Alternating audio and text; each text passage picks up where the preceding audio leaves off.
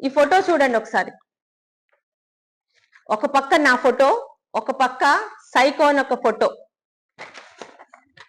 నిన్న సాక్షి ఛానల్లో పూర్తి అసత్యాలు, ఒక్కటి కూడా నిజం లేకుండా అసత్యాలు నా కుటుంబం మీద అప్పలరాజు గారు రాయించినందుకు ఒక శాసనసభ్యురాలిగా ఖండన ఇవ్వాల్సిన అవసరం నాకుందని నిన్న నేను మధ్యాహ్నం 11కో 12 గంటలకో ఇచ్చిన ఖండన ఇచ్చిన పేపర్ని పెట్టుకొని నా గురించి ఈ వ్యక్తి నిన్న పెట్టిన పోస్ట్ ఇది.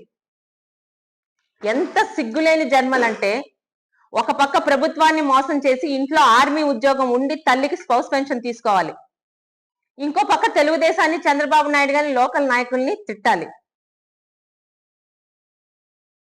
రాష్ట్రంలో ప్రజలకి, పలాసల ప్రజలకి ఒక్కటే చెప్తున్నామండి, గతంలోని అధికారంలో లేనప్పుడు మేము టార్గెట్ అవుతున్నాం, ఇప్పుడు మేము అధికారంలో టార్గెట్ అవుతున్నాం. ఎందుకంటే చంద్రబాబు నాయుడు గారు నేర్పించిన విలువలు ఉన్నాయి కాబట్టి.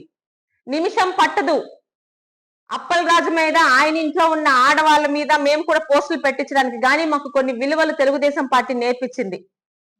ఇలాంటి వాళ్ళని ఏం చెయ్యాలో మీకే అడుగుతున్నాను. వికలాంగుడని చెప్పి వదిలేయాలా? తెలుగుదేశం పార్టీ నుంచి, కూటమి ప్రభుత్వం నుండి ఈరోజు మనం జాలితో ఇచ్చే పెన్షన్ తీసుకుంటూ పార్టీనే విమర్శించిన వాళ్ళ మీద ఎలాంటి కేసులు పెట్టాలో మీరే చెప్పండి ఒకసారి. ఈ సందర్భంగా సోదరి, ఈరోజు పవర్ఫుల్ హోమ్ మినిస్టర్ గా పేరు తెచ్చుకున్న అనిత గారికి కూడా ఒక విన్నపం. మేడం, మీరు కూడా గతంలో ఇంతకన్నా భయంకరమైన ట్రోల్స్ కి ఇబ్బంది పడ్డారు. ఈరోజు చట్టాలు చేసే ఒక బాధ్యతాయుతమైన పొజిషన్ లో ఉన్నారు. ఇంకా ఎన్ని రోజులు, ఎన్ని సంవత్సరాలు ఆంధ్ర రాష్ట్రంలో మహిళలకి ఇలాంటి బాధ నాకు అర్థం కావట్లేదు.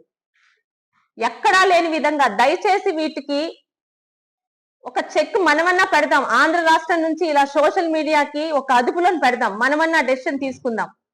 ఎందుకని అంటున్నానంటే, రాష్ట్రంలోని, ప్రపంచంలోని ఎక్కడ దేశంలో లేని విధంగా ఇళ్లల్లో ఉండే ఆడవాళ్ళని రాజకీయాల్లో లాగి కుటుంబ సభ్యుల్ని బయటకు తీసుకొచ్చి తల్లి లేదు, కూతురు లేదు, చెల్లి లేదు, భార్య లేదు, ప్రతి ఒక్కరిని నీచాతి నీచంగా మాట్లాడే ఈ సంస్కృతి 2019కు ముందు వైసీపీ పార్టీ తీసుకొని వచ్చింది.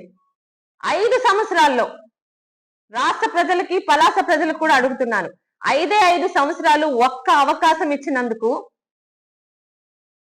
ఒక రాష్ట్ర రాజకీయ చరిత్రనే మార్చేసి ఇలాంటి నీచాతి నీచమైన రాజకీయాలను తీసుకొని వచ్చారు.